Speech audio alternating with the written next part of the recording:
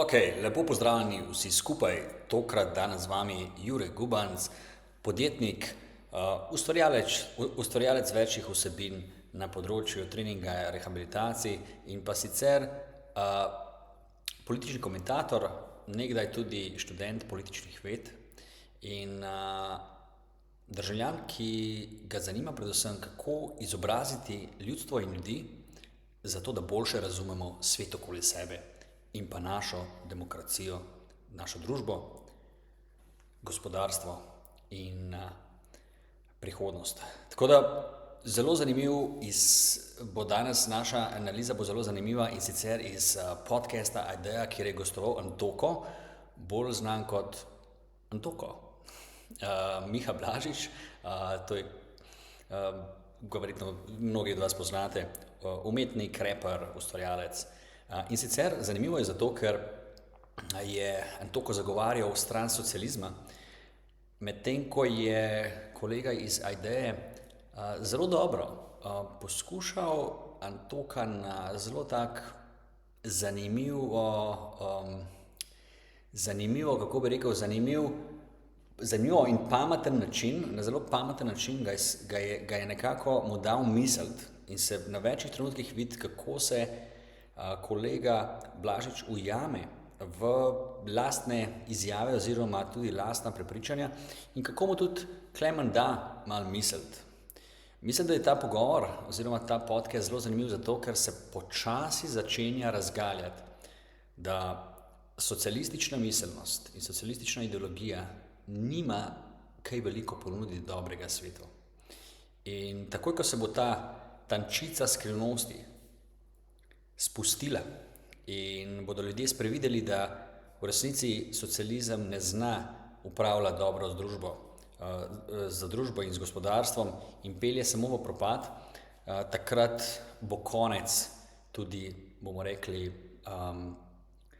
primeža socialistične birokracije nad ljudstvom v Sloveniji in po Evropi.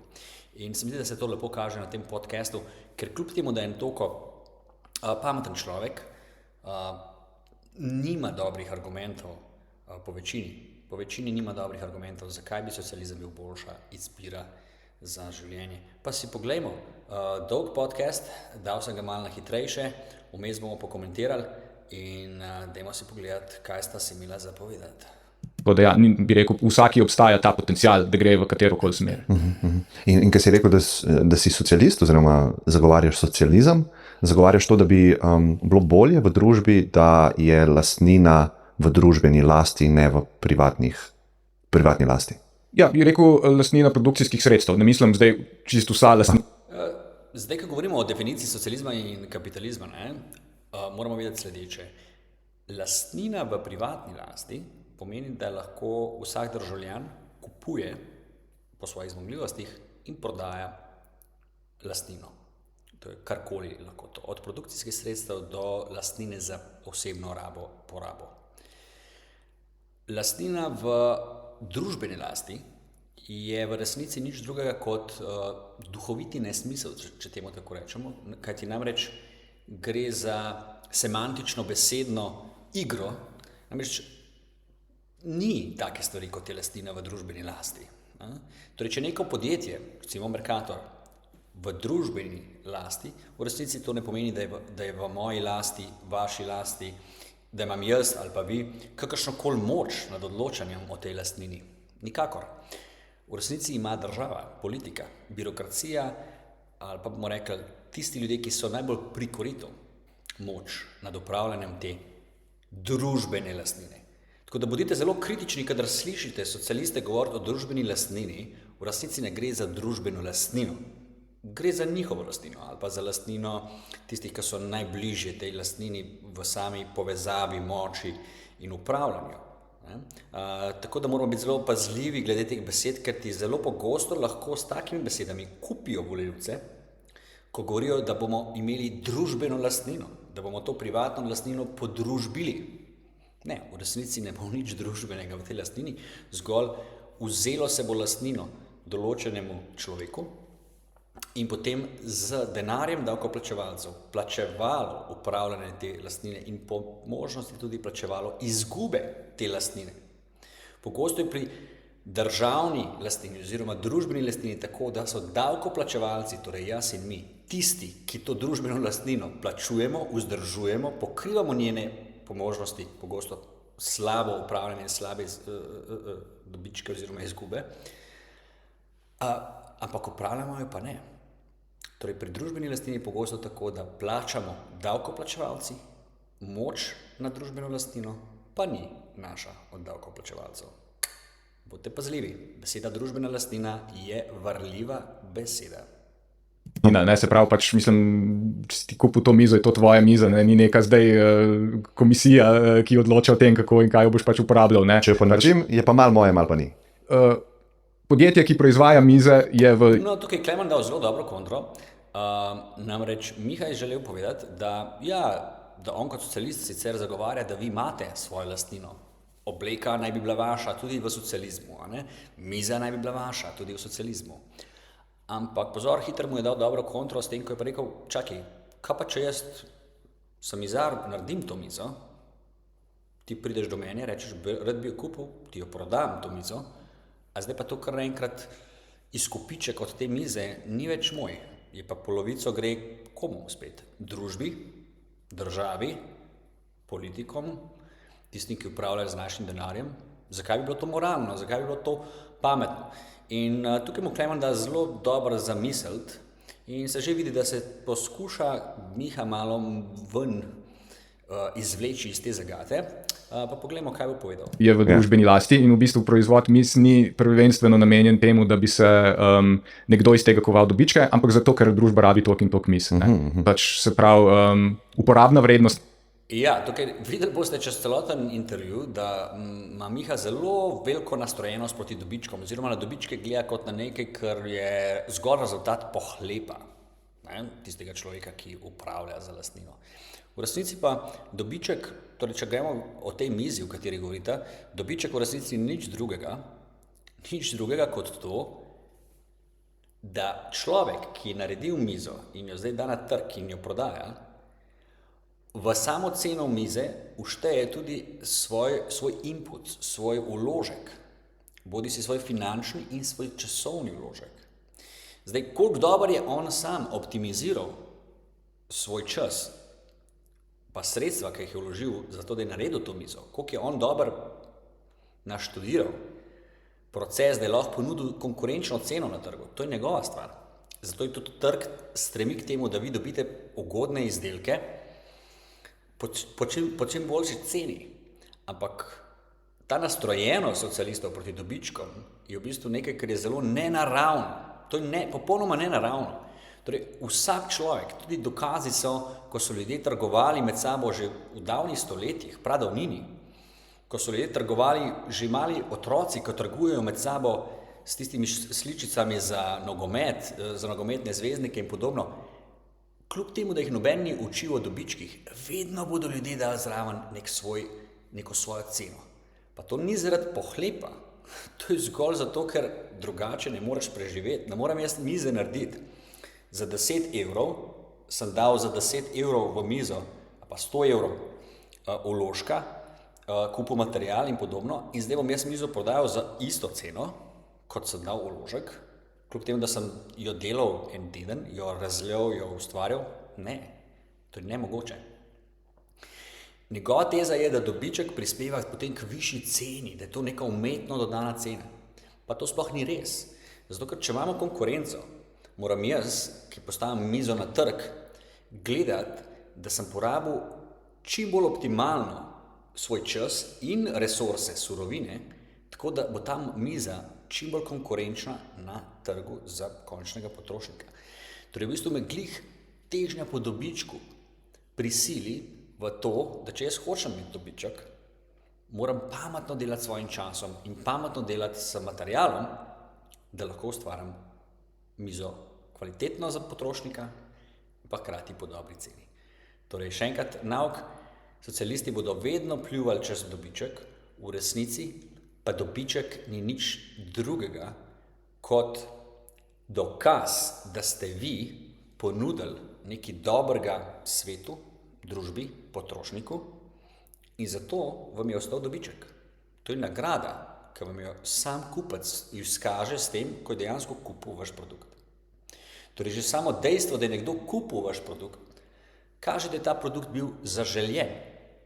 In če ste vi zdaj tega dobili dobiček, je to dokaz tega, da ste pametno porabili svoj čas. Dejstvo pa je, da se da manipulirati trg. Tukaj pa je v bistvu ravno vloga socializma tista, ki manipulira trg.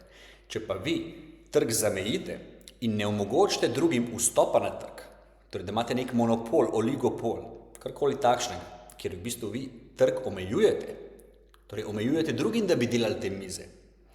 No, v takem primeru je pa vaš dobiček nemoralen, neupravičen, neučinkovit. In v takem primeru je dobiček škodljiv.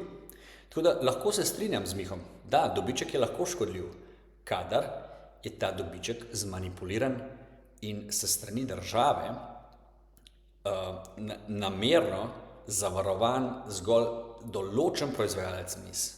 Takrat je dobiček slab. V primeru pa, da imamo mi prosto vstop na trg in da ljudje lahko prosto delajo mize in prosto določajo, kakšno ceno bodo dali za svoj produkt, v takem primeru pa dobiček ni nič slabega, pač pa je dobiček nekaj, kar kaže, da ste vi dobro delali in je za vas nagrada in možnost investicije, da lahko sploh delate naprej in vlagate dobiček v svoje preživetje seveda in pa seveda za svoje podjetje. Miza je tisto, kar postane bistveno, ne pa njena menjalna vrednost, to, za koliko jo lahko prodaš in koliko v bistvu lahko pač dobičko iz tega dobiš. Ne. Se pravi, ta sam proces je pač obrnjen na glavo na ta način. Ne.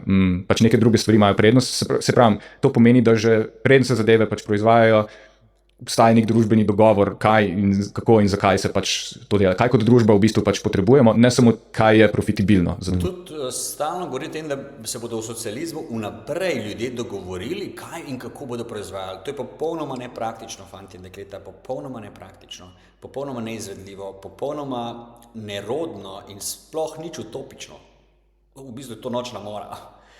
Dajte samo pogledati, kako že v samih stanovanjih, blokih, kjer imate več stanovalcev hkrati, prosto ni nobene možnosti, da bi se ljudje karkoli dogovorili sami. Traja mesece, leta, da se ljudje lahko dogovorijo o tem, a bodo, ne vem, postavili nov zvonc na stopnišče, a bodo postavili novo luč. Torej traja dolgo časa, da se o čemerkoli dogovorijo. In zdaj tukaj Miha poskuša povedati, da bomo mi kar za celo družbo, milijonov ljudi, vnaprej povedali, da bo ena komisija se zbrala, ali kaj, ali bo 2 milijona ljudi se zbralo, ali bomo glasovali vnaprej, pazite, vnaprej, kakšno mizo bi nekdo hotel, pokaj bi pa dejansko prišlo na trg, bi se pa premislili, pa mogoče ta miza sploh ne bila taka, pa bi ljudje sploh ne bi hoteli več te mize, a vidite, torej ne.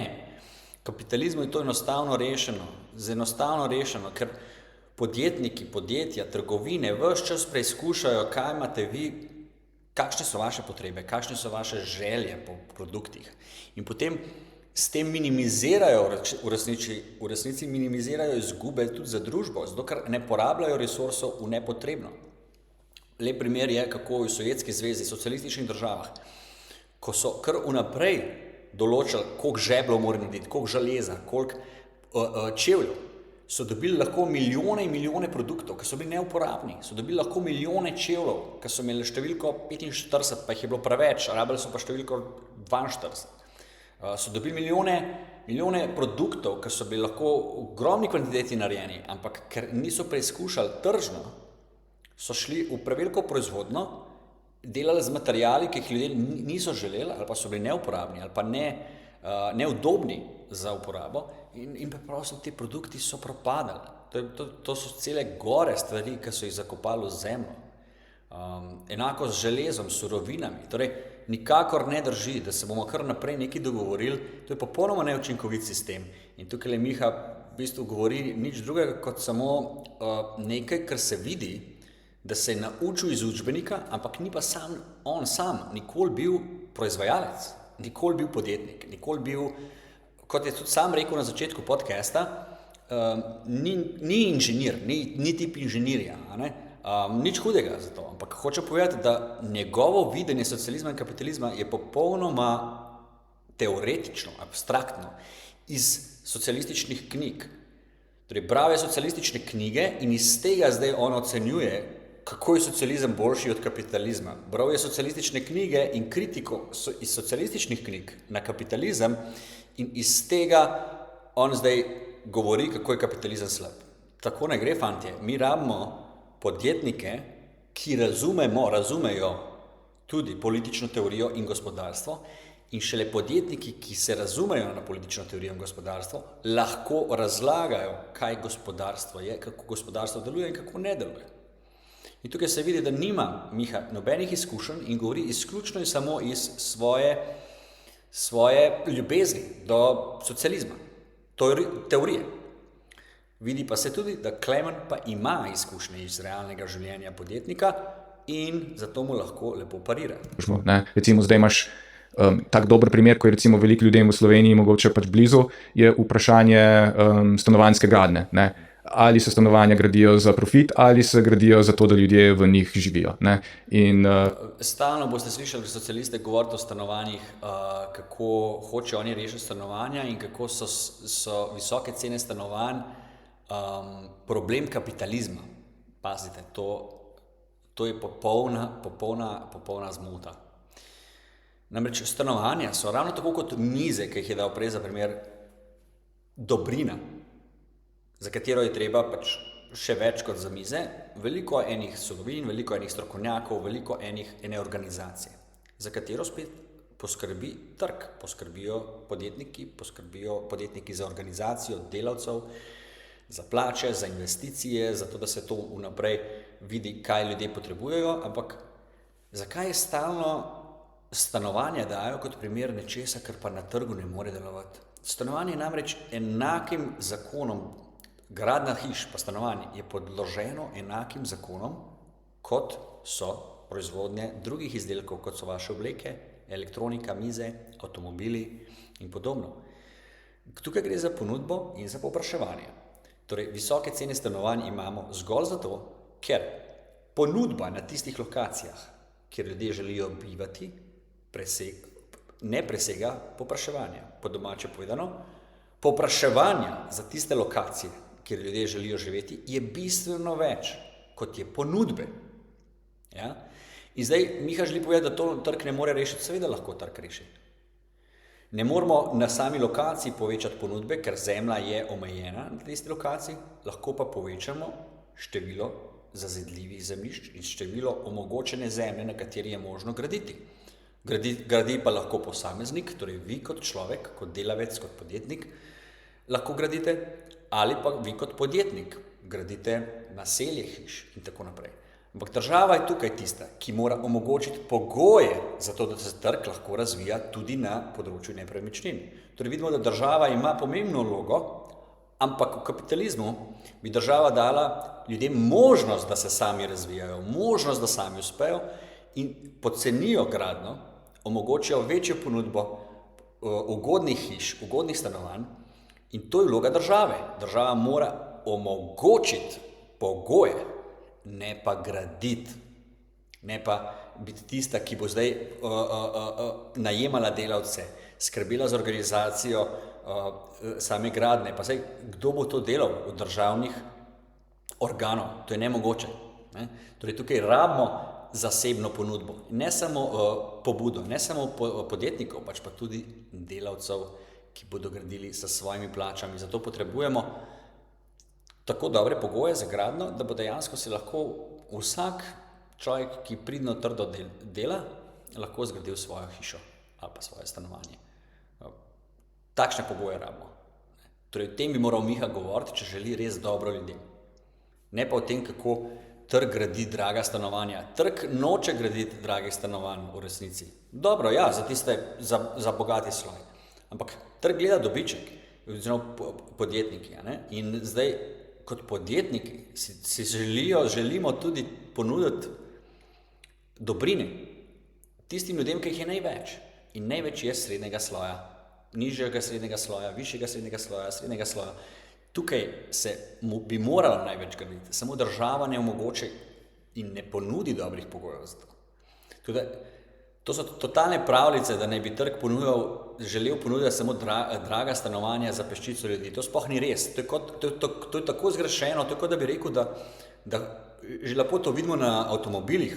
To je kot da bi rekel, da trg želi proizvajati samo Ferrarije pa Rolls-Royce. To sploh ne drži, saj sami vidite, da to so majhna podjetja, ki imajo majhne dobičke, pogosto sploh nimajo dobičkov.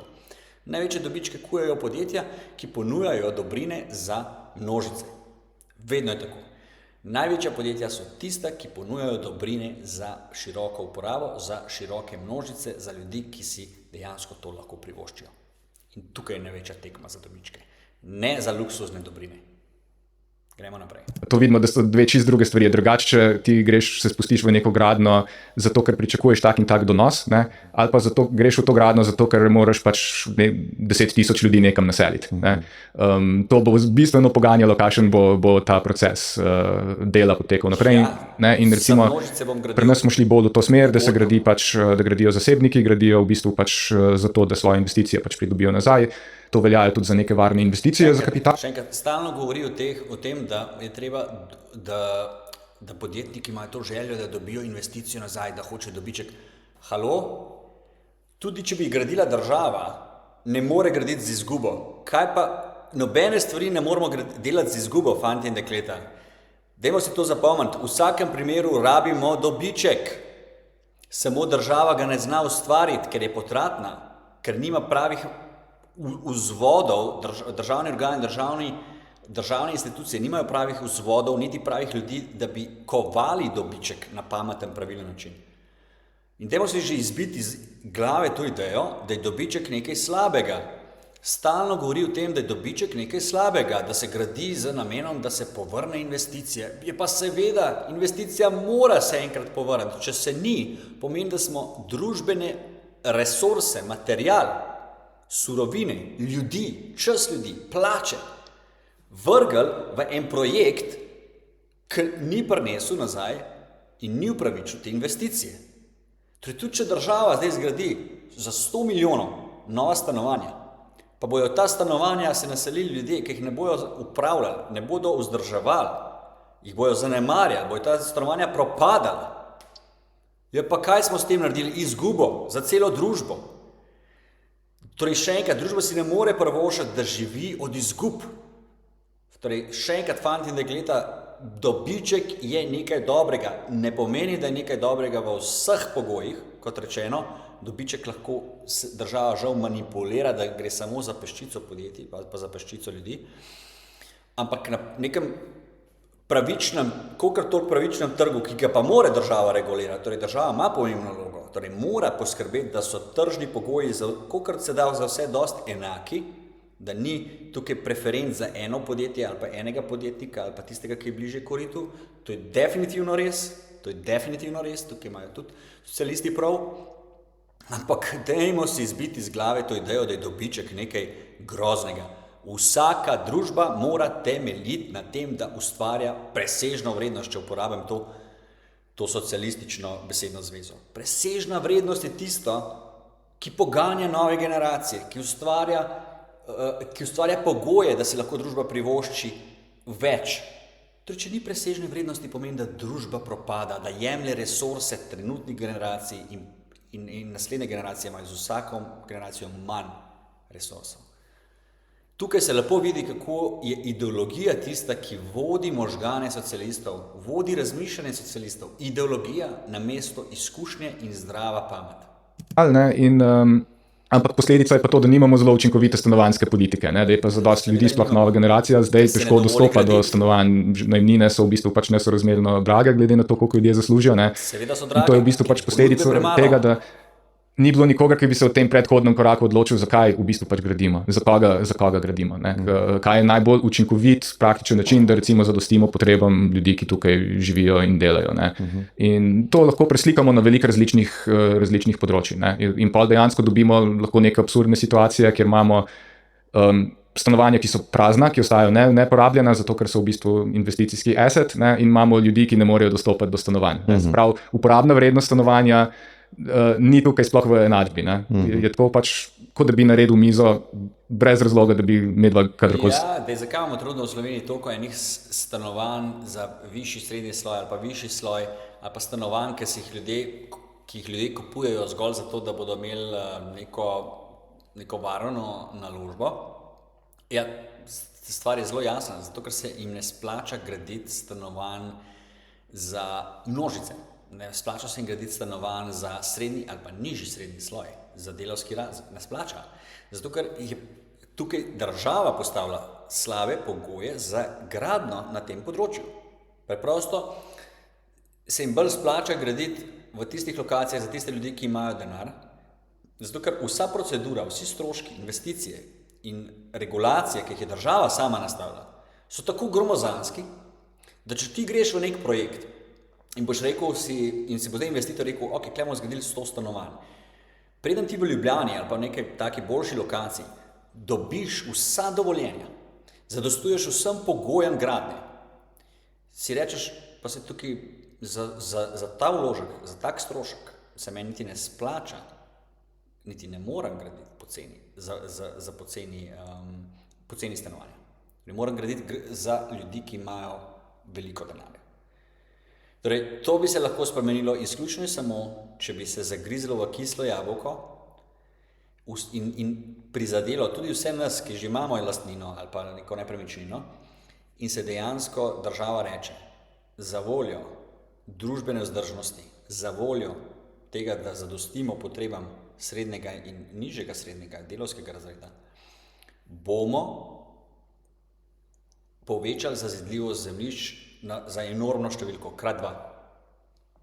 Če se poveča količina zazidljivih zemljišč in tudi omogoči država osnovno infrastrukturo na teh zemljiščih, kot kanalizacija, elektrika in podobno, boste videli, bodo cene nepremičnin, pogosto tudi obstoječih nepremičnin, ki jih mi že imamo, padle, lahko zelo močno padle. In to je glavni razlog, zakaj se v Sloveniji in na celem razvitem zahodu noben ne upa zagristi v to kislo jabolko nepremičnin. Ker vsi tisti, ki že imajo stanovanje, pa dediči, ki so dediči teh stanovanj, ne želijo, da vrednost njihovih nepremičnin pade. Kajti namreč nepremičnine so glavna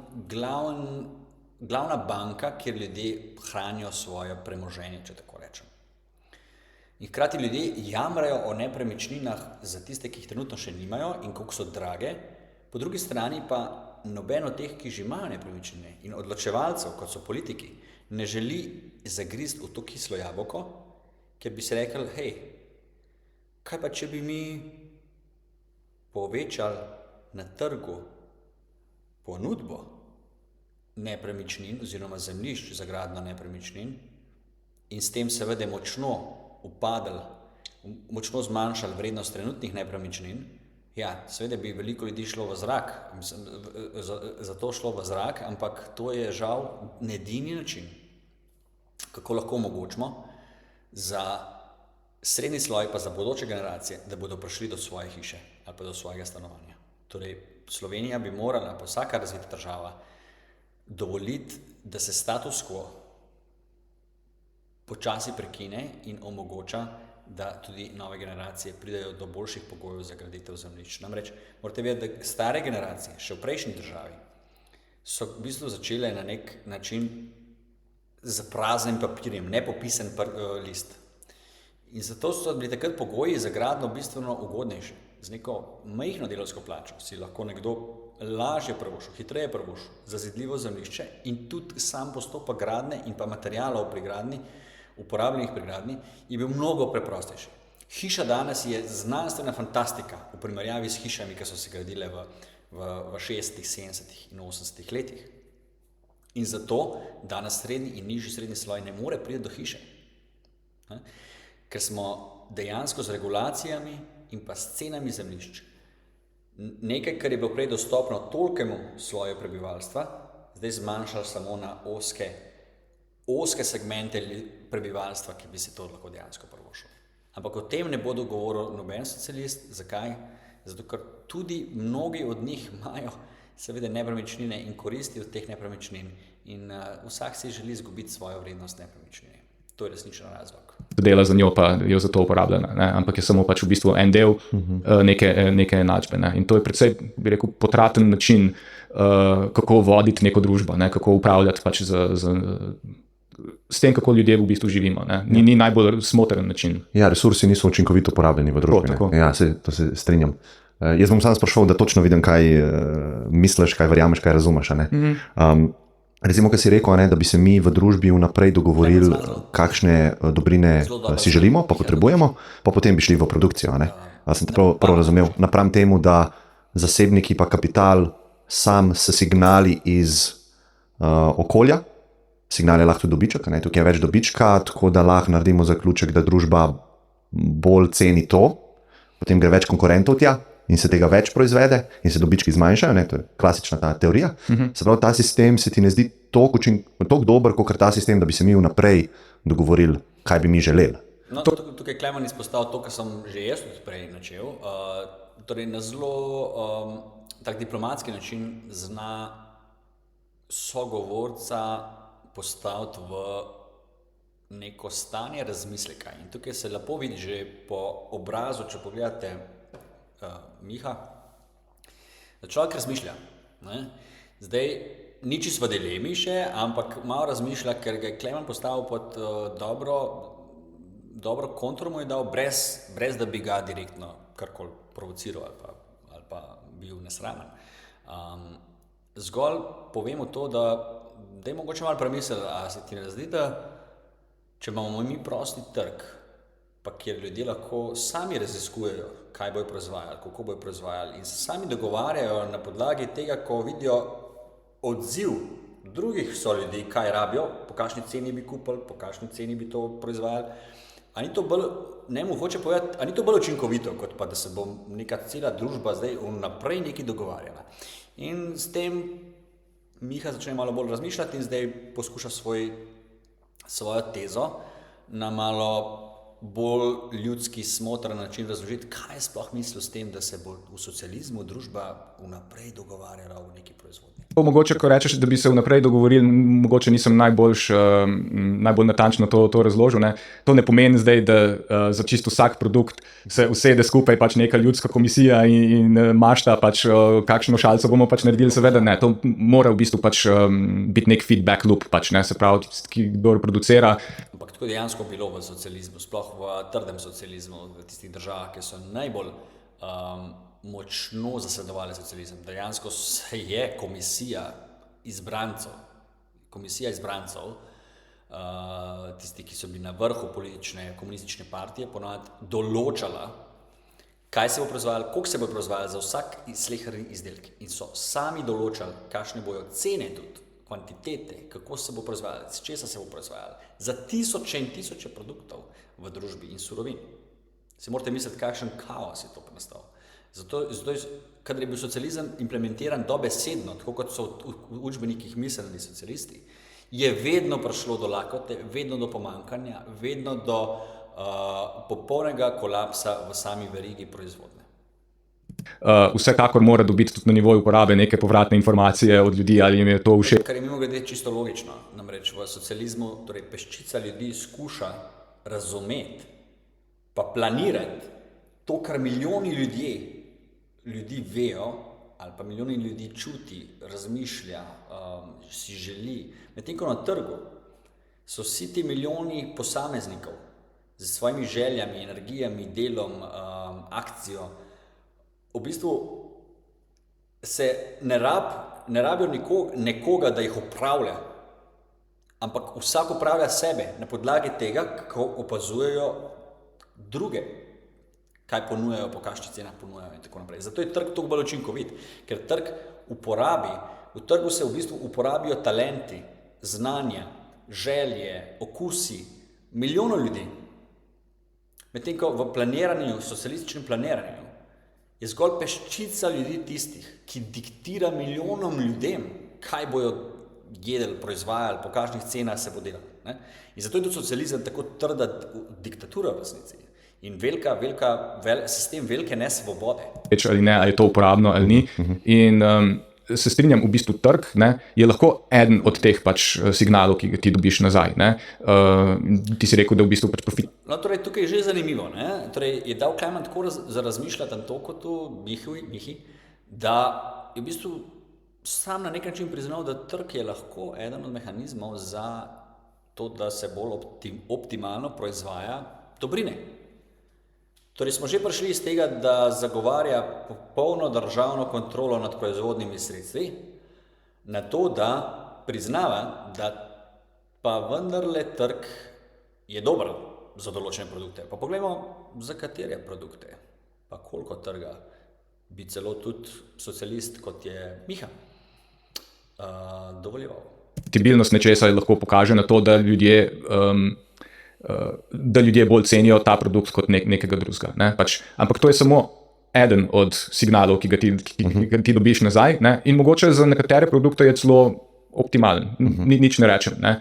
Pač, in če deluje, zakaj ne? Ne? Ampak definitivno pa ni najbolj optimalen za vsa področja. Pač, ne? In, res, ja. Tako da bi rekel za te. To, da trg ni najbolj primeren način za čisto vsa področja, to se strinjam jaz, to se strinja vsak. Zdaj, v praksi bi tudi trg deloval skoraj za vsa področja na celem svetu, če ne bi bilo država. Če bi bili vsi eno ljudstvo, ena država, recimo, ne? Da ne bi bilo nacionalnih držav, pa nacionalnih interesov geopolitike. V bistvu, nacionalni interesi so tisti, ki onemogočajo popolno globalno trgovino. Zakaj? Ker kamor bi imeli trg povsod, trgovali z vsakim človekom na tem svetu, samo kaj, ko vsaka država določa tudi potem svoje davke, svoje carine, katere produkte lahko trguješ, katere ne, ker država tudi ščiti svoje pridelovalce, svoje proizvode, svoja podjetja. Zdaj, a jih ščiti upravičeno ali ne, je druga zadeva. Ampak, imamo že lep primer, kako države posegajo na trg, zato da v bistvu ohranijo neko svojo identiteto ali pa svoje proizvajalce. Prav tako ne moramo imeti trga zdaj na recimo področju vojaških dobrin, imamo isto trg, kar se tiče proizvodnje orožja, ampak ne more pa biti popoln trg tukaj, ker ne moramo zdaj dovoliti vsakmu, da kupuje orožje, recimo iz naše orožje. Zakaj? Ker bo s tem prišel do v bistvu patentov, prišel do nekih znanj, ki jih imamo mi in s katerimi lahko škoduje nam. Torej, definitivno je tako, da tržna logika, torej samo to, da zmaga, ali pa samo to, da prevladuje tisto, kar je učinkovito proizvedeno, ali pa tisto, kar ljudje želijo kupiti, to ne igra vedno vloge. To je dejstvo. In to nihče tega ne trdi, praktično skoraj nihče tega ne trdi, da bi trg mogel biti posod. In torej, hočem povedati, da to še ne pomeni, da si socialist. Če zagovarjaš to, da država poskrbi za infrastrukturo ali pa da mora država določena podjetja, ki ustvarjajo neke ali pa določene panoge, ki so zelo pomembne za preživetje, recimo kmetijstvo, tudi do določene mere malo proti samim silam trga vzdrževati, ker kljub vsemu mi nočemo, da je v Sloveniji, da naše kmetijstvo popolnoma propade, čeprav bi bilo to mogoče tržno za gledano globalno učinkovito, da mi proizvajamo stvari, v katerih smo mi Slovenci najboljši, medtem ko kmetijstvu žal ne moramo konkurirati velikim državam in po tej logiki bi pač naši kmetje propadali, ampak tega država ne more dovoliti in ne sme dovoliti. Torej, vidite to logiko. Torej, moramo razumeti, da trg je bolj učinkovit. Dejstvo je bolj učinkovit v vseh primerih skoraj, ampak določene trge, določene primere mora država ohraniti, kljub proti trgu celo, ohraniti, da ostanejo živi. Ker kaj pa se zgodi, če pa recimo pride do neke ekstremne situacije in mi rabimo našo kmetijstvo pa naše pridelke, da se lahko prehranimo, če bi imeli zdaj vse samo gledali iz tržne učinkovitosti, mogoče takrat mi ne bi imeli več hrane, ker bi vedno hrano kupovali od cenejših ponudnikov izven Slovenije. Tako da tukaj, kaj hočem povedati, tukaj se že vidi, da tudi Miha v bistvu razmišlja že v tržni smeri. Torej, hočem povedati, za dobro komunikacijo se da prepričati pametne socialiste, ljudi, ki so socialisti, ampak nimajo izkušnje iz podjetništva, in se jih da prepričati, da razmišljajo vsaj v smeri. Se ne še, da je zdaj čisto prepričan, ampak da razmišlja v smeri. Da dajmo razumeti, koliko je pomembno, da imamo tudi dobre pogoje za podjetništvo in za trg. In na večini produktov, poglejmo, da res, kako se razvija debata, torej, kje so zdaj tisti produkti, ki pa bi tudi mogoče Miha dovolil v trg. Drobno blago, uporabno blago, pač malo potrošnjo, do neke mere so to mogoče pač v redu signali pač za upoštevati. Ne? Ampak ko govorimo pa Se moramo vedeti, da mala potrošnja ni tako mala potrošnja. Ne? Večino izdelkov, ki jih vi kupite, so tržno narejeni izdelki na trgu, torej izdelki, ki jih naredijo podjetja. Ne? Tukaj gre večino vašega budžeta, torej večino vašega denarja se porabi za tako imenovane male produkte. Tudi za tiste, ki so večji nakupi, recimo življenjski nakup, nepremičnina, je v resnici nič drugega kot produkt, ki bi moral biti popolnoma z lahkoto na trgu, ker država sicer omogoča pogoje, ampak trg je pa tisti, ki potem določa, kako se bo gradil, kje se bo gradil in tako naprej.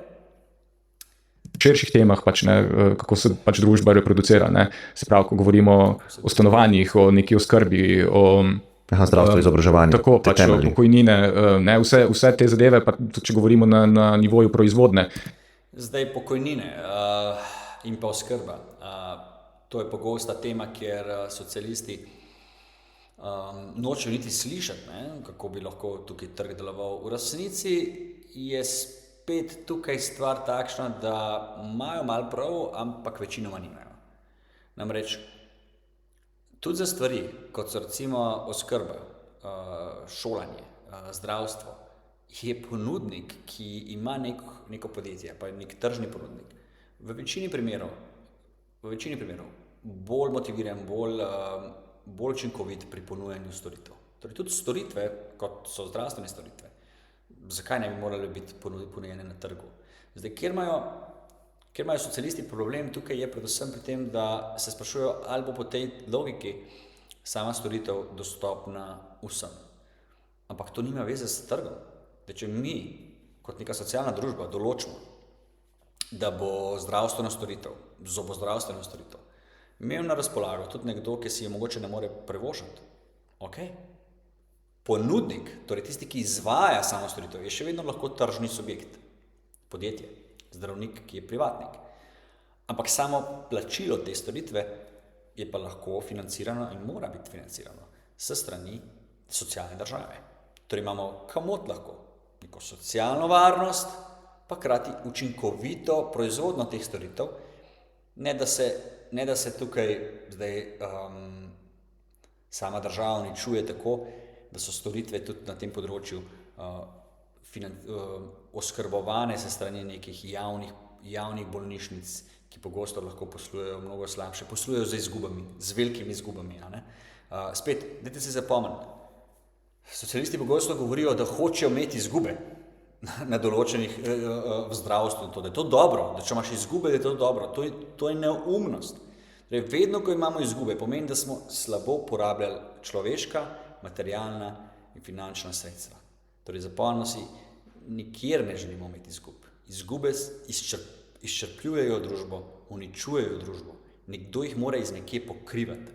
Ne moramo živeti od izgub. Torej, z lahkoto lahko naredimo storitve, kot so zdravstvo in podobno, tudi tako, da so izvedene se strani privat podjetij, se strani privat strokovnjakov, privatnikov, ampak hkrati lahko z lahkoto poskrbimo za tiste, ki si jih ne morejo privoščiti. Prav tako je tudi nek mit, da bodo te storitve drage, če bo na trgu. Še enkrat zapomnite si, večino stvari, ki jih uporabljate, malih nakupov, se je v zadnjih 20 letih mnogo pocenilo. Torej, mnogo več ljudi danes si lahko privošči kupiti novo tehnologijo, računalnike, lepe obleke, oblačila, vso potrošnjo, ki imamo za dom, za hišo in tako naprej. Zakaj? Zato, ker se ponudba podjetij, ki ponujajo te izdelke, ki tekmujejo med sabo s cenami, z inovacijami, z izboljšavami materialov, se je povečalo. In to je trg omogočil, da se je ponudba toliko povečala.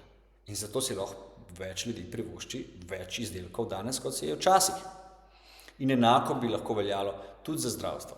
Samo kaj, ko zopet država določa, koliko imamo lahko nekih storitev, po kakšnih cenah se bodo storitve uravnale. In moramo vedeti, da tržna storitev, ki je potem država, v katero država močno posega s pravili, je lahko samo na papirju tržna. V resnici je pa v bistvu gre za nič drugega kot neko državno storitev, ki je samo izvajana se strani privatnikov, zasebnikov. In je zato draga. Torej, vedno, kad imate neko storitev drago, morate pogledati, kje država regulira to storitev, da ni možno, da bi cena padla.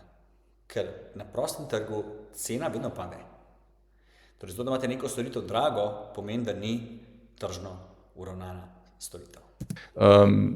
Tudi o tem, kakšna industrija se razvija, kakšne vrste v bistvu pač proizvodno pač se zažene, res ne, mislim, a bomo delali avtomobile ali bomo delali vlake, ne, pač to so velika vprašanja, ne, ki ne moreš v bistvu pričakovati, da boš dobil nek direkten feedback iz trga, ki bo lahko narekoval. Ja, tukaj se strinjam. Torej, država mora določiti za velike infrastrukturne projekte ali velike infrastrukturne odločitve, mora država, politika določiti, kam bomo investirali sredstva. Torej, država se mora zasnovati neko daljnosežno politiko, ali bomo mi v Sloveniji imeli, ne vem, več avtocest, da je to mogoče za nas bolj učinkovito, ali bomo imeli več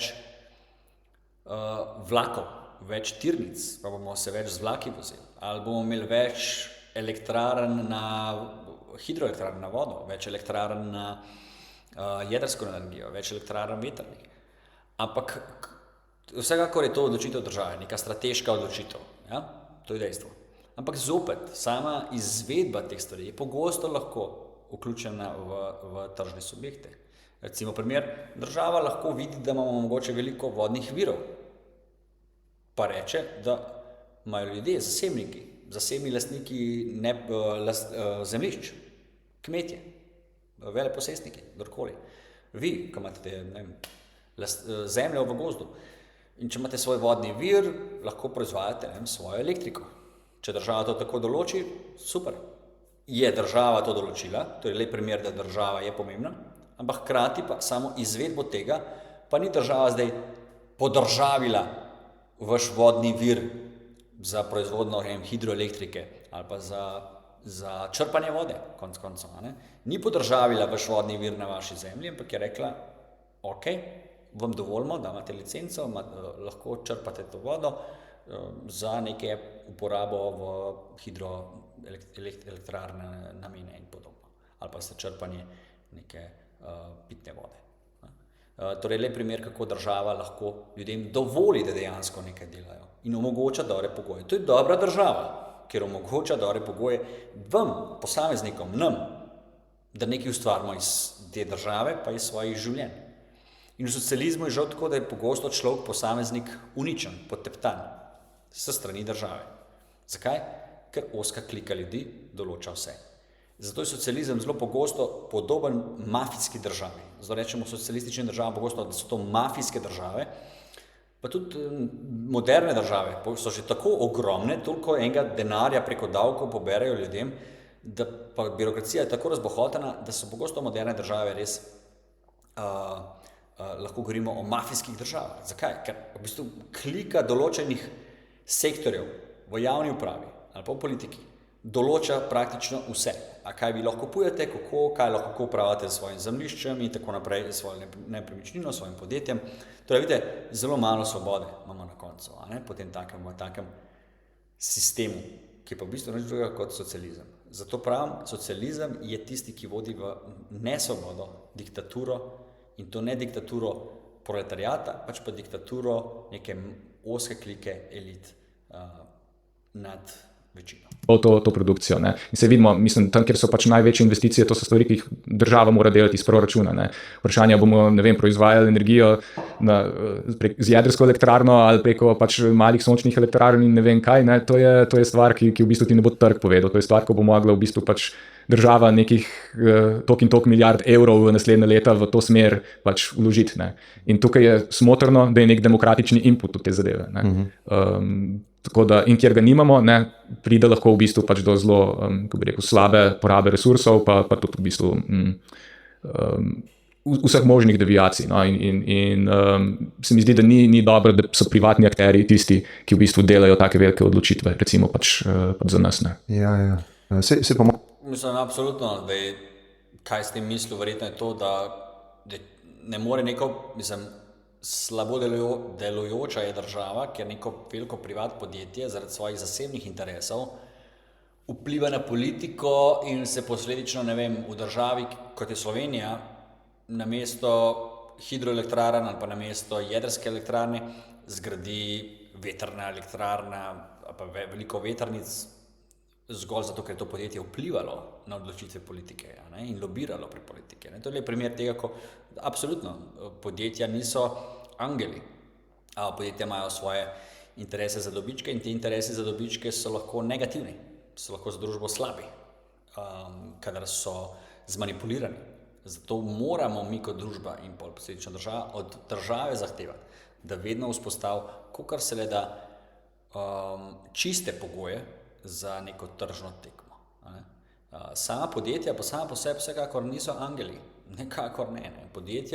Pogosto si podjetja ne želijo imeti prostega trga, si ne želijo imeti pravega, pravilnega, poštenega trga in tržnih zakonitosti za vse. Tega si pogosto podjetja ne želijo, žal. In mnogi podjetniki tega ne želijo, ker gledajo izključno samo na svoj žep. In iz tega pogleda imajo socialisti pogosto prav, kadar očitajo podjetnikom neko lakomnost ali pa kratkovidnost ali pa neko ozkogledost. Absolutno. Sam sem podjetnik, poznam mnogo podjetnikov in lahko rečem, da pogosto je problem podjetnikov ravno v tem, da se ne zanimajo za neke širše družbene zadeve, pač pa upravljajo svojo lastnino in so dobri v tem, za družbo koristni v tem, ker znajo menedžirati, upravljati z lastnino, ampak vsekakor je dobra družba tista, ki zna tudi omejiti poglede podjetnikov. To je dejstvo. Ampak hočem povedati, da je dobra družba tista, ki omeji poglede podjetnikov tako, da omogoči vsem pošteno tekmo. Socialistična država pa žal, kljub temu, da zna kdaj pravilno skritizirati kapitaliste, pa ustvari pogoje, ki so v bistvu ravno taki, da omogočijo ozkim elitam, tudi kapitalistov, da pridejo do jedra države, ker je država tako razbohotena v socializmu, tako močna, tako v vse pore vpeta, z davki, z regulacijami, z nadzori, z inšpekcijami, da v bistvu tako državo zelo hitro lahko ugrabijo tudi privatni interesi določenih kapitalistov. Tako da trdni socializem pa nek kapital, a pa interes kapitala, gre sta žal pogosto lahko z roko v roki. Verjetno ste že slišali za izjavo Politics makes strange bedfellows. Politika ustvari čudne rekli temu zakonce. Tako da ne nasedati socialistom v tem smeri, da mislite, da je takšna država tista, ki bo ukinila kapital v negativnem smislu. Ne bo ga. Pogosto se zliže z njim.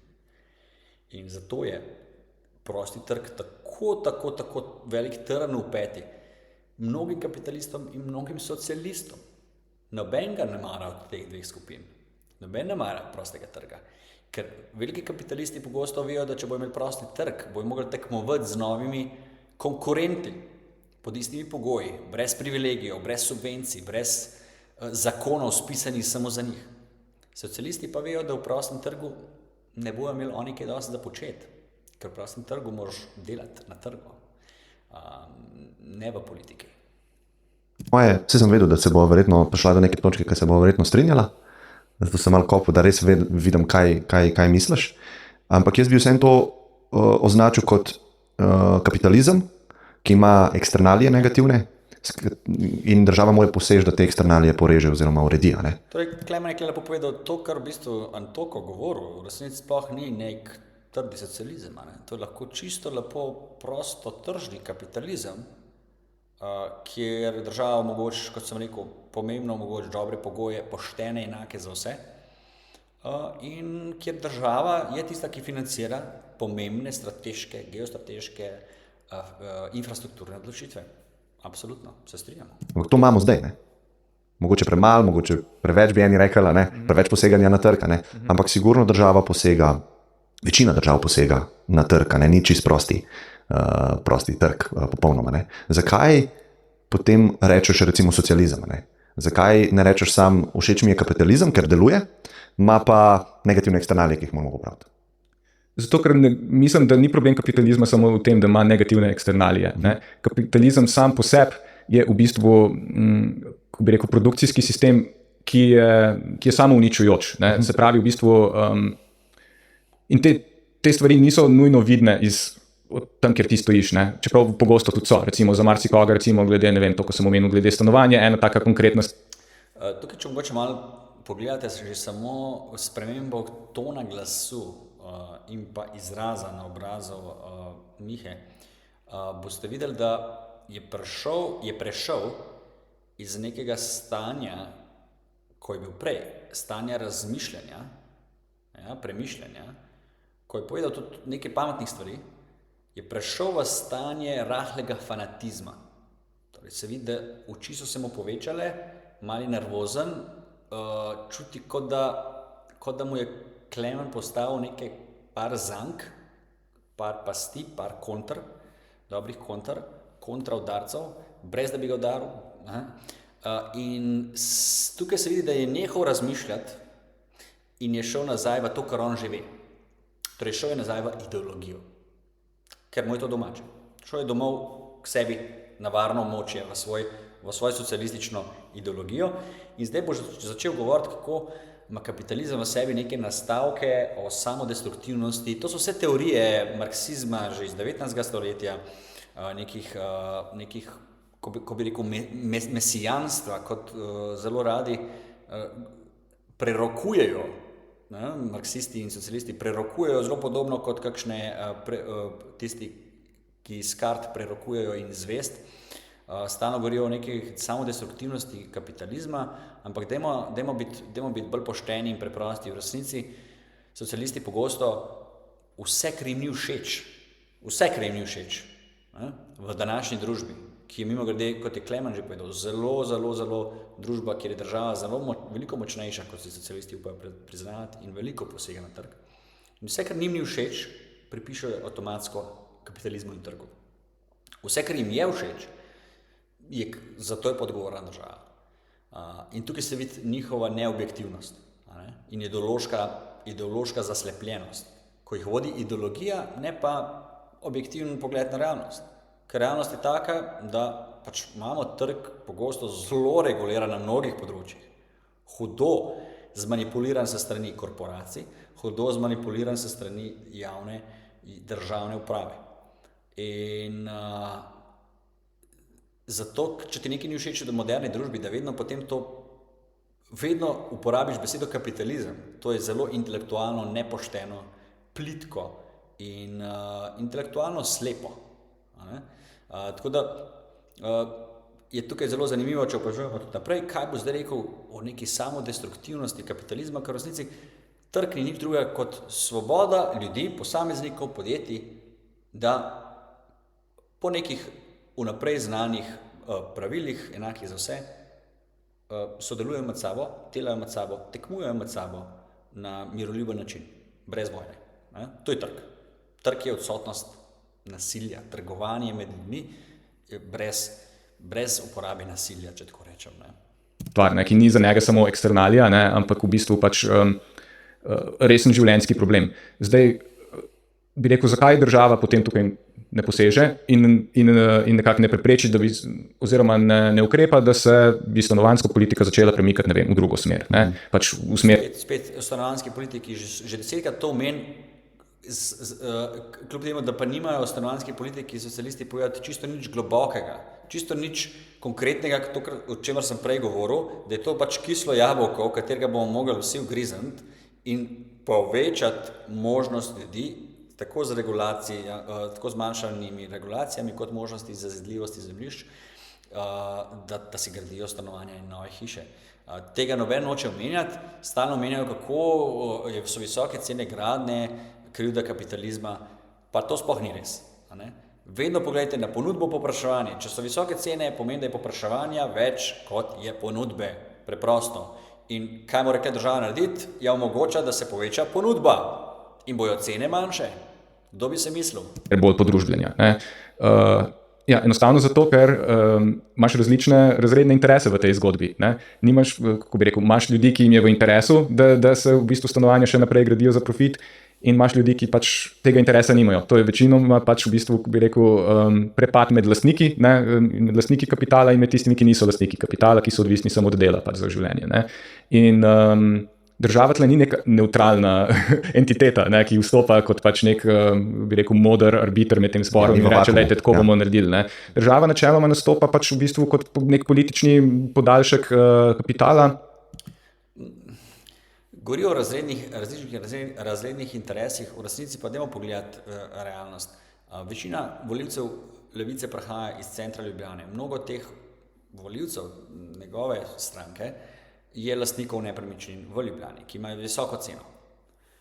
Ali bi ti ljudje bili pripravljeni na to, da država omogoči, da se gradijo poceni stanovanja v njihovi soseski, da se podre ena stara zgradba in iz nje zgradi visoka stolpnica, kjer se bo dalo 1000 novih prišlekov, lahko tudi migrantov, ki delajo za osnovna dela v Sloveniji, gostinstvo, fizična dela, čiščenje in tako naprej. Takšen poseg bi recimo bil poseg, ki bi omogočil, da te ljudje pridejo do svojih stanovanj, brez da bi jih država subvencionirala. Že to, da bi se zgradili več takih stanovanj v centru Ljubljane, bi občutno pocenili cene stanovanj. Ampak kaj bi to tudi naredili? Ja, skazili bi podobo Ljubljane. Absolutno bi jo skazili podobo Ljubljane. A bi te ljudje, v tem primeru mnogo teh je volivcev Levice, a bi bili za to? Ne verjamem, ker bi tudi cena njihovih stanovanj padla. Vidite, da je to logiko. Stalno govorijo o nekem problemu, ampak v resnici pa sami ne bi bili pripravljeni nobenega tveganja prevzeti na svojih plečih, zato da bi omogočali revnemu sloju, pa bomo rekli delavskemu, srednjemu, nižjemu srednjemu sloju, da pride do svojih ugodnejših stanovanj. Bi rekel, naloga države nisem to, da bi rekel, prestriže te ostre robove kapitalizmu. Deloma mora pač te stvari delati, mora uvajati neke regulacije, ampak to počne zato, da ščiti v bistvu nadaljevanje kapitalizma, da ščiti kapitalizem samega pred sabo. Ne. Bolj deluje država kot, bi rekel, da usklajuje različne interese tudi med posameznimi kapitalisti, ki obstajajo, zato da lahko preživijo kot celota. Ne. Ker pač, če ne bi regulirala pač posameznih branž, bi se pač uničili med sabo. Ne. Ko bi rekel, en bi absolutno preveč posegel na področje drugega, da posli od drugega ne bi bili več profitabilni in tako naprej, to vidimo ves čas. Ne? In država mora potem postavljati neke standarde, ki se jih morajo pač vsi. Vse država mora poseči med posamezniki na vseh področjih, zato imamo državo in zato tudi libertarci, kapitalisti, zagovorniki prostega trga. Zagovarjamo, da mora država poseči med posamezniki, ne samo če imajo podjetniki spor, se posamezniki imajo lahko spor, dva soseda imata lahko spor, en ukrade nekaj nekomu, en želi nekomu iti v njegovo zemljišče ali karkoli. Zato pa je država, Miha, se strinjamo, država mora reševati spore med ljudmi, absolutno. Zato bi morali imeti delujoča, hitra, dobra sodišča. Ampak v osnovi je naloga države kaj? Da omogoča obstoj trga, da omogoča pogoje pač za zasebne lastnike, da lahko pač trgujejo in da lahko akumulirajo dobičke. Na tem je država osnovana. Ne. To je negativni aspekt tega pogleda, se pravi, država je tukaj, da omogoči dobičke kapitalistom. To je negativni pogled. Zdaj, mogoče ni razložil, kaj pomeni ta negativni aspekt. Negativni aspekt v tem primeru ne pomeni nekaj negativnega, slabega. Okay? Imamo pozitivni in negativni aspekt države, te besede so malo neprimerno izbrane, ampak tako je v sami ekonomiji. Namreč negativni vpliv države na poseganje države z regulacijami pomeni, da država omogoči pogoje, ustvari nek pravni okvir, v katerem ljudje lahko svobodno delujejo. Pozitivni intervencionistični vpliv države, pa tisti, kjer pa država ne samo, da ustvari okvir, pravni okvir za svobodno izmenjavo dobrin ali pa mnenj ljudi.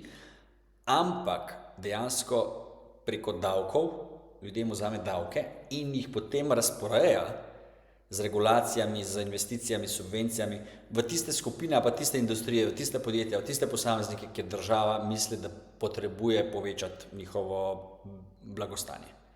Torej, pozitivističen vpliv države je tisti, kjer država intervencionira v družbo, negativističen je pa tisti, kjer država v bistvu pusti družbo, da se razvija sama, ampak drži neke okvire, da civilizacija deluje moralno, recimo temu tako, pa po nekem redu, pravnem redu. Brez države tega ni. Ja, se strinjam, to drži, ampak drži še nekaj, kar se mi zdi bolj pomembno. Država je tukaj, da omogoča, da kapitalisti tudi dodano vrednost ustvarjajo. Ker stvari ali pa naš svet je izredno kompleksen in narediti tako kamero ali pa take mikrofone ali pa stanovanje zgraditi, ni enostavno. Nekdo se mora s tem ukvarjati, nekdo mora tvegati, nekdo mora svojo energijo dodati in s tem ustvariti tudi dodano vrednost v družbi, da lahko mi to kamero mnogo ceneje kupimo, kot če bi jo sam naredil, oziroma skoraj nemogoče bi bilo sam jo narediti.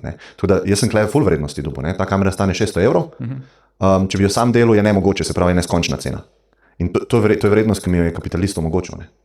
Kar si ti zdaj povedal, je to, da je ta kamera produkt enega kolektivnega dela, veliko enih ljudi. No, to je spet zanimivo, recimo čisto psihološko gledano, vidite, kako je spet Miha prešel v tisto, ko se v bistvu počuti napadenega, njegova ideološka očala oziroma njegov ideološki pogled na svet se čuti napadenega in gre nazaj v obrambo. In ta obramba je, ko se Miha vedno vrne nazaj v svojo socialistično teorijo.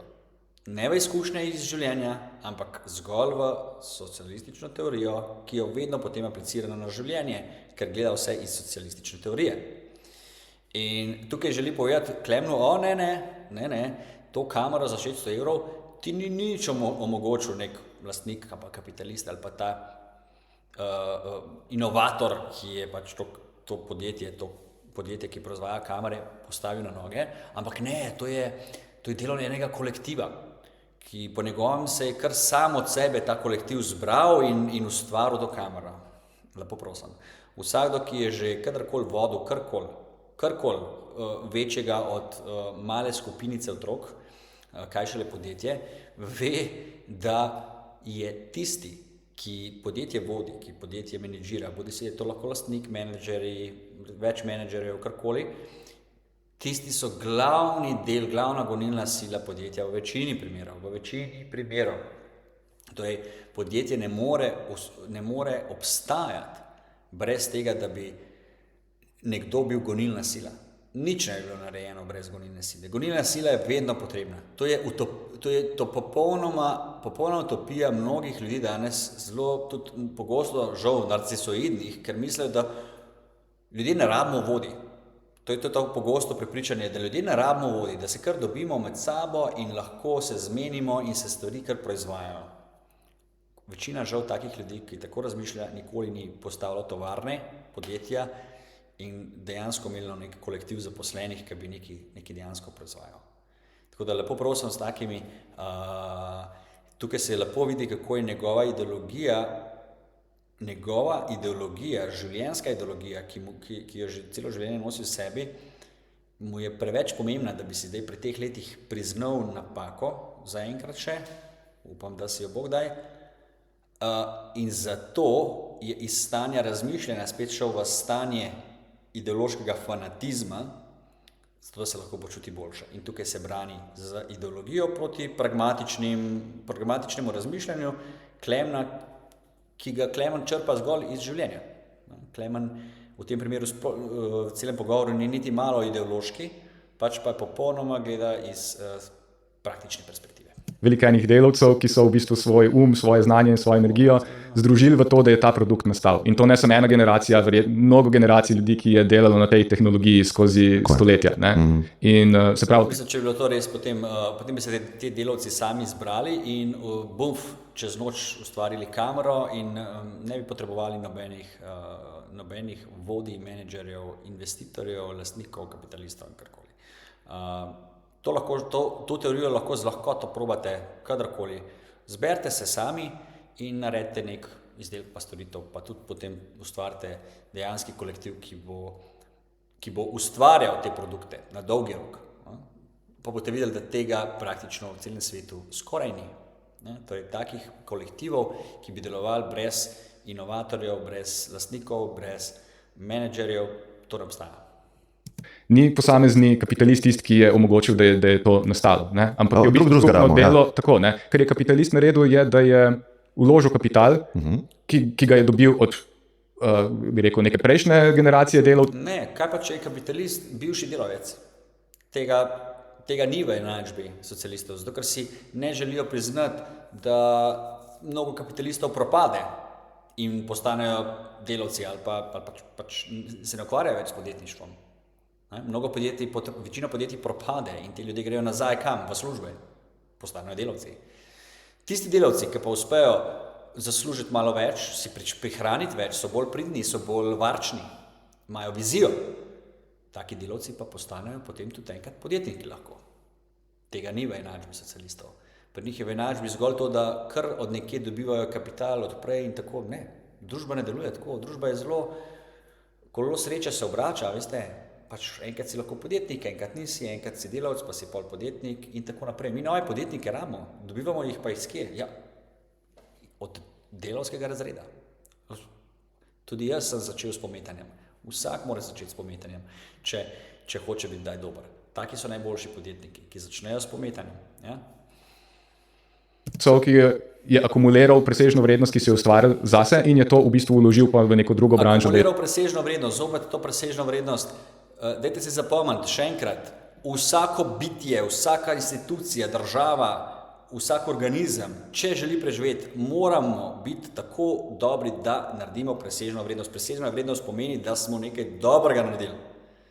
Delavec tudi dobi presežno vrednost, ker svoj čas, ki ga vloži za delo v nekem podjetju, prejme plačilo. In to plačilo mora biti presežno za njega v njegovem kontekstu, torej večje od njegove porabe, sicer ne bo preživel. Torej mora ali povečati svoj zaslužek, učinkovitost na delu ali pa službo zamenjati, pa povečati zaslužek ali pa zmanjšati prihodke, da bo imel presežno vrednost. Ampak vsi rabimo presežno vrednost, za Boga. To potem pač oplemenitil. Ne? Ampak to ne pomeni, da je on to proizvedel, da je on za to zaslužen. Zasluženi so tisti, ki so pač to naredili. Ne? Kapitalist je pa tisti... Torej, vidite, kako lahko tudi človek, ki sicer prej čisto dobro razmišlja, pameten človek, ampak ideološko slep. Torej, pa ne samo ideološko slep, zanimivo, pomanjkanje empatije. On tukaj zaradi ideološke sleposti gleda samo in izključno na to, da čas po njegovem ne bi nek kolektiv proizvajal produkt, kot je kamera, ampak nek vodja, kapitalist in lastnik je pa samo tja prišel in dal denar. Vsak, ki je že kdaj postavil kakšno podjetje iz nule, ali pa tudi, ki je prišel kakšno podjetje pa ga spremenil na boljše, ve, da je glavna gonilna sila, zato največ zaslužijo menedžerji ponavadi, glavna gonilna sila je tisti, ki podjetje upravlja in vodi. In tukaj očitno Miha ni sposoben empatije, sploh se postaviti v čevlji človeka, ki ima vizijo, implementira celo organizacijo, najde ljudi, izobrazi ljudi, jih nauči nekega znanja. Potem te ljudi tudi stalno motivira, jih upravlja, jim daje naloge, kako doseči neko storitev, pa neko dobro podjetje postaviti. Ne, po njegovem je to ni nič dela, vse ostalo je tisto, kar je najbolj pomembno. Ja, oboje je potrebno, Miha, saj ni zato, da gre nekaj boljše, nekaj slabše, oboje je pomembno. Razlog, zakaj so menedžerji, pa tudi lastniki pogosto pač, če uspejo, da naredijo profitabilno podjetje, če ne propadejo, če uspejo, zakaj so potem dobro zaslužijo, zakaj so pogosto bolje plačani kot delavci? Ja, se je zelo logično, zakaj. Zato, ker je ta talent, to znanje ali pa ta sposobnost upravljanja lastnine, pa dvigovanja podjetij, pa njih rast podjetij, ta talent je bolj redek, kot pa talent delavca, ki ga pač rabiš za, recimo, ne vem, za to, da bomo zdaj zaposlili enega, ki bo delal za računalnikom, vnašal mape, čistil čistil naše prostore, to so vse pomembna dela, absolutno, ampak dejstvo je, da podjetnik veliko hitreje bo našel delavca na trgu, ki zna delati z računalnikom, zna delati za nekim, ga lahko naučiš, da dela za strojem, ampak veliko težje boš pa našel nekoga, ki bo pa vse to vodil. Dajmo si to zapomniti. Lep primer je, podjetje, dajmo si vzeti podjetje kot je McDonald's, ki ga vsi poznate, veriga hitre hrane. Ja, koga bojo več plačali v McDonald'su? Tistega, ki vodi cel proces ene restauracije in zagotavlja, da je ta restauracija na neki lokaciji dejansko dela dobiček, ali bojo več plačali, študenta, ki toči sladoled in Coca-Cola. Ja, vse je logično, da bo plačan menedžer več, ker je njegovo delo preprosto bolj pomembno za preživetje te restauracije. To je zdrava kmečka pamet, Miha. To ni nobena krivičnost ali pa nobeno izkoriščanje. Zdrava kmečka pamet. Dajte kdaj delati na neko realno firmo, pa malo svojo nadutost zmanjšati, malo bolj ponižni biti, da te videli, koliko je dejansko znanja potrebnega, zato da sploh eno štengo narediš, da sploh en hamburger obrneš, kaj šele, da upravljaš, da je cel proces. Še enkrat ponovim, torej znanja pa sposobnosti, ki jih je potrebno imeti, zato da firmo postaviš pa vodiš, so bolj redka, bolj težko jih dobiš, taka znanja, pa razviješ, kot pa znanja, ki so po lestvici dol. Vse to je logično, ki so po lestvici nižje v hierarhični lestvici. In to ni nič grdega, da o tem govorimo. O tem moramo govoriti, ker je to zdrava kmečka pamet, ki jo je vedno manj. Ki v bistvu potem pač pobere presežke in jih investira v neko naslednjo stvar, ki je potem za njega profitabilna. Ne? In tle se strinjava, to je en dinamičen sistem, ki poganja naprej pač mogoče neke razvojne procese. Ne? Še enkrat je pa tako, da ni nujno, da so ti procesi za družbo dobri in da je to tisto, kar ljudje dejansko potrebujejo in si želijo. Ne? Se pravi, ko bi rekel, to, kar je profitabilno za kapitalista, ki se odloča, ali bo razvijal neko smer razvoja ali jo bo ugasnil, ne? Mislim, da ni dobro, da smo kot družba od tega klika odvisni. Ne? Se pravi, v bistvu pač mi bi lahko razvijali bistveno drugačne tehnologije, ki bi izboljšvale pač življenja ljudi, ne? Na nivoju energetike, na nivoju različnih tehnologij. Mislim, da bi se tudi recimo z različnimi krizami, ki jih imamo, pač ne, lahko bistveno drugače spopadali. Ampak... Ja, tukaj zdaj govori čisto abstraktno. Ker ni sposoben je v to globino, o kateri sem jaz prej govoril, ker ni sposoben empatije, ne z delavci, ker nikoli ni bil v različnih procesih delavstva predvidevam, še manj pa z menedžerji, kapitalisti, podjetniki, ker ni sposoben te empatije, je šel zdaj nazaj spet v ideologijo. Torej tisto kaseto, ki jo že ima v glavi nastavljeno. Češ, ja, bomo imeli bolj učinkovite lahko tehnologije, bi morda razvili bolj učinkovite tehnologije, če ne bi bilo zdaj to podvrženo trgu in dobičkom, ampak bi razvijali tehnologije za ljudi. To je čisti larifari, čista besedna solata, nobenega intelekta v tem. Žal, pa gre za pametnega človeka, ampak čista utopija, ne, to sploh ni utopija, čista ideologija. Kaseta, kot da bi poslušal modžehadine, ki imajo kaseto noter in Allahu Akbar upijajo. To je čisto naučene, to so kot da bi iz učbenika o marksizmu pobral besede in jih kar govoril brez premisleka. Mislim, kaj to sploh pomeni? Da bomo delali tehnologije, ki bi bile mogoče za družbo boljše, če ne bi bilo to podvrženo. Kako, kaj? To ni nič konkretnega v tem. Nič konkretnega ni povedal, kako bi dejansko on sestavil nek boljši produkt ali pa neko boljšo proizvodnjo. Čista solata. Ker to ni profitabilno, tukaj razvoj poteka bistveno počasneje in vidimo, se morajo znanstveniki in tako naprej boriti za vsak cent, ki ga dobijo za ta in ta razvoj. Na zdravstvenem področju je enako. Ne? Pač, sprav smo pod isto to logiko kot pri stanovanjih. Ne? Tisto, kar je profitabilno, te vrste stanovanj se bo gradilo. Tiste zdravila, ki so profitabilna, tukaj bo šel denar za razvoj. Tista tehnologija, ki je profitabilna, tukaj se bo pač veliko vlagalo. Ne? Imamo pa področja, ki so mogoče bistveno bolj urgentna, pa ni interesa, da bi se tu vlagalo. Ne? Zaradi tega je v bistvu, ko bi rekel, pač kapitalizem... Če je nekaj urgentno, če ljudje nekaj rabijo, torej če ljudje po nečem povprašujemo, potem se bo to proizvajalo. Če se ne, pomeni, da ali ima on narobe, pa v resnici govori na pamet, da obstajajo neke stvari, ki jih ljudje potrebujejo, pa jih trg noče delati. Torej, ali govori na pamet, kar je pogosto, vidimo to res, ali pa je lahko to res, da ljudje potrebujete neke izdelke, pa jih trg ne proizvaja, ampak če pride do tega, da trg ne proizvaja nekaj, kar ljudje hočejo, se morate zmeraj vprašati sledeče, zakaj ne? Ker če trg nečesa ne proizvaja, ljudje bi pa to radi imeli, je lahko razlog samo en potem takem. Da država in državna regulacija, bodi si zaradi vplivov že obstoječih podjetij in njihovega lobiranja, ali pa zaradi ideološke sleposti politikov, ker če imamo politike, ki tako razmišljajo, ja, pol so ideološko slepi, so naredili regulacije, ki onemogočajo, da bi novi prišleki na trg, nove podjetja, novi inovatorji, novi podjetniki ustvarjali te storitve pa produkte, ki jih družba rab, o katerih govori Miha. Češ, da družba rab določene stvari, pa jih noben noče delati, ker ne prenaša dobičkov. Ne. Načeloma se vsako stvar se da spremeniti v dobiček. In še posebej, če je povpraševanje veliko po tej stvari, je še toliko večja motivacija. Treba se potem samo vprašati, kje država tega ne onemogoča oziroma ne dovoli. Se vrnem na tisto prejšnjo točko, ne, na nek način samouničujoč, ker ne znaš čitati svoje lastne dolgoročne interese, ne, in hkrati ves čas ustvarja en razred ljudi, ki so v popolni odvisnosti od nekih arbitrarnih odločitev enih posameznikov. Ne. In tukaj bi rekel, lahko rečemo, da živimo v neki obliki demokracije, ampak čisto zares, ne, o tem, kaj in na kakšen način se bo razvijalo, večina ljudi nima izbire. Ne. In to prehaja tudi čedalje bolj na nivo, čisto banalno bi rekel, neke vsakodnevne potrošne robe.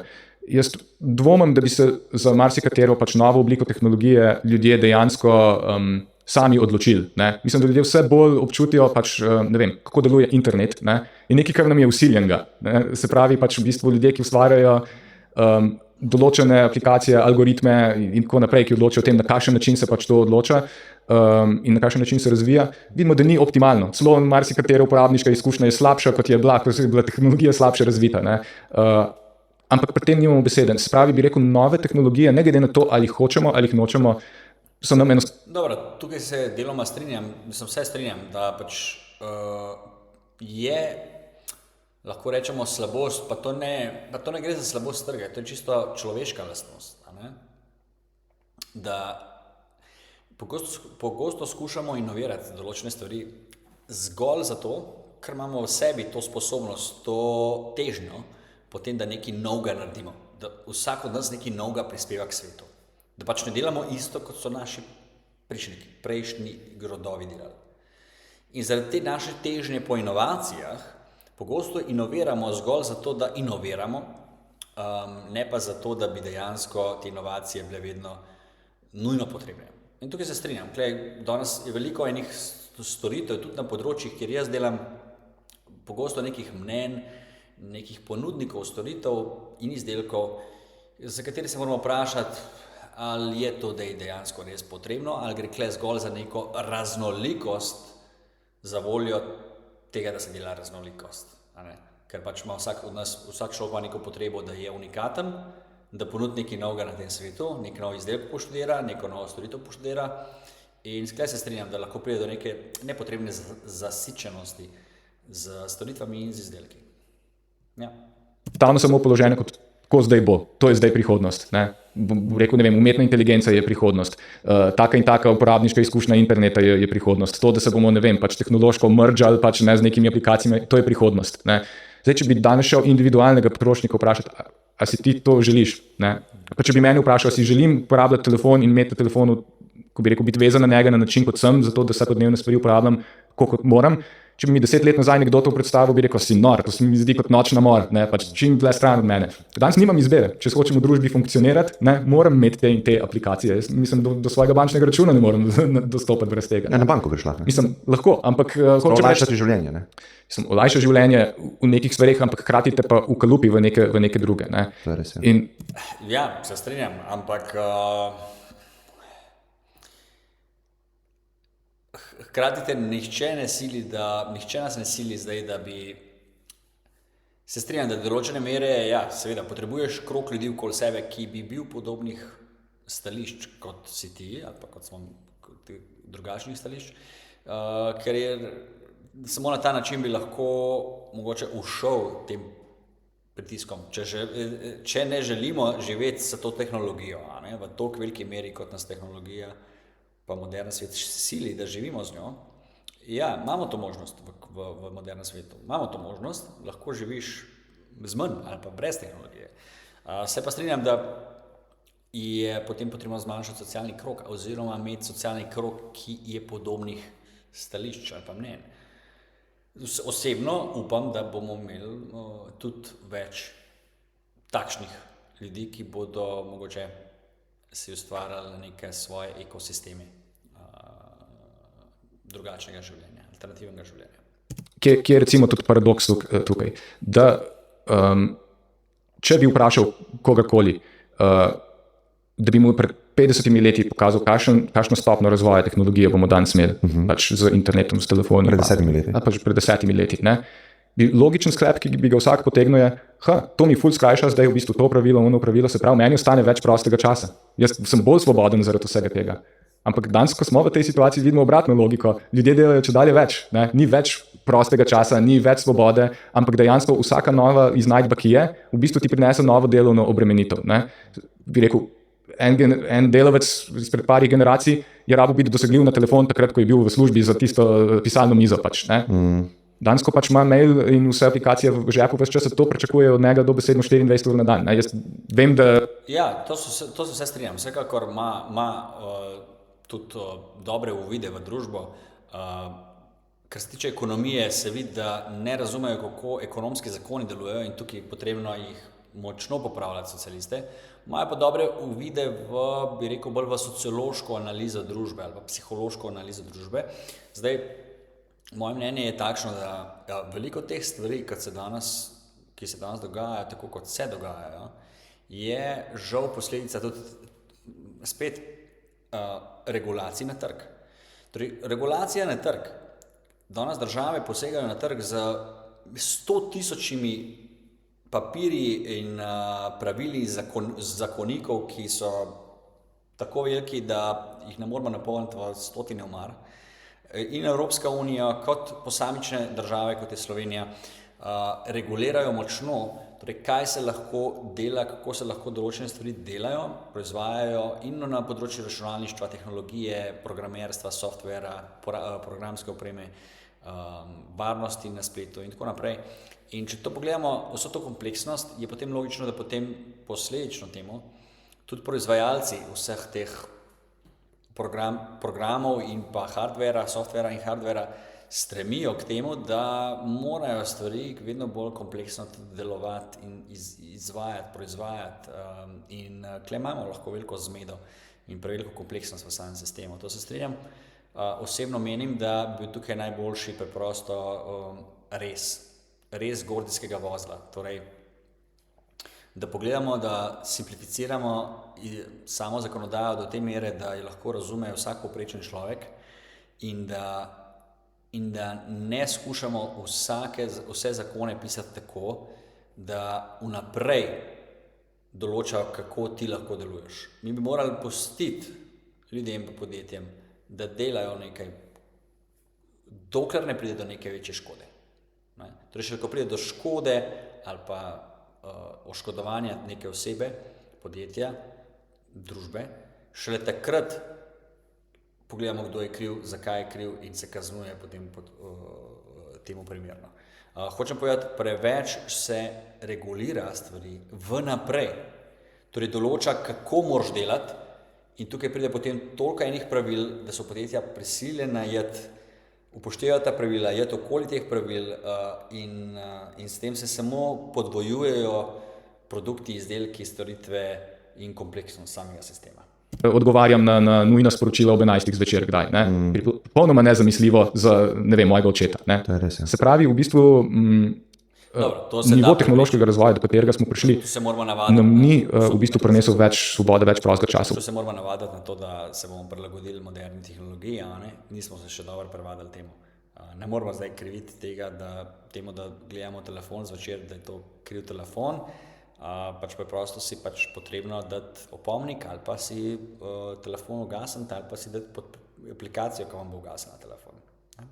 v bistvu vidimo obratno. Delovniki se v povprečju zvišujejo. Ne? Ljudje dejansko delajo dlje, delajo več, se počutijo bolj obremenjeni in hkrati na teh istih napravah preživljamo tudi naš prosti čas. Ne?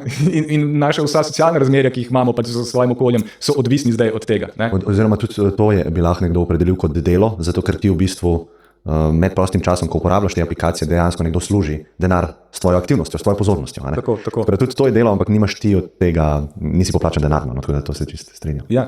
V bistvu skozi delaš, ne? Ja. Skozi se nekaj obrača s tvojim časom, pozornostjo, delom. Ne? Ja. Ne, in pa se moramo v neki točki vprašati, ne samo to, koliko to postaja invazivno in trujoče za recimo pač nekoga, ki živi, ne vem, recimo v eni Ljubljani, v nekem srednjem razredu, ne, pač pa lahko rečemo, da ima pluse in minuse, ne, se da diskutirati. Druga stvar, zaradi česa rekel, da je kapitalizem samo uničujoč, je, da se moramo vprašati, koliko resursov je potrebnih za to, da v bistvu vse te produkte, ki jih moramo non-stop konzumirati, ne po naši lastni izbiri, po diktatu pač ne, mi moramo v bistvu na vsake tok zamenjati to napravo in ne, če hočemo pač delovati naprej.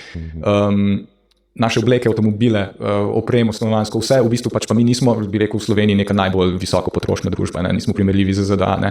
Ampak pomislimo, koliko resursov. Okay, zdaj pa šel tudi do dobrega pointa oziroma uvida, ampak kle gre za en pomemben hakalc. Zdaj socialisti pogosto želijo povedati, da tukaj že prej malo načel, da je nas moderna družba sili v neko potrošništvo za voljo potrošništva. Ko moraš dobesedno kupovati nove izdelke ali pa nove tehnologije, zato ker sicer ti stara ne bi več delovala, ker se zamenja nova oprema, programska, posodabljanje in podobno. In tako nas v bistvu proizvajalci silijo v neke nakupe, katerih sploh nočemo v resnici imeti.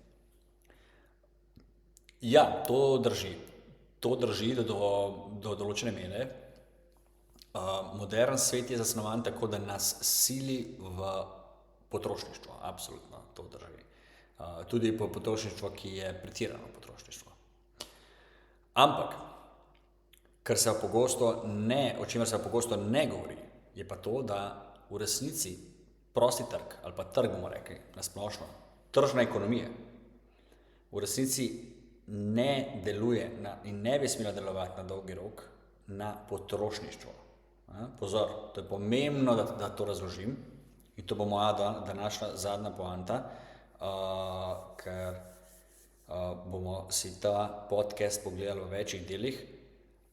Torej, moderna ekonomija stremi k temu, da nas sili v potrošništvo preko dvigovanja inflacije in preko povečevanja same vloge monetarne politike, s katero država želi vzpodbujati, da podjetja, banke čim več posojajo denarja in čim več investirajo v novo potrošnjo, v to, da vi zapravite še več.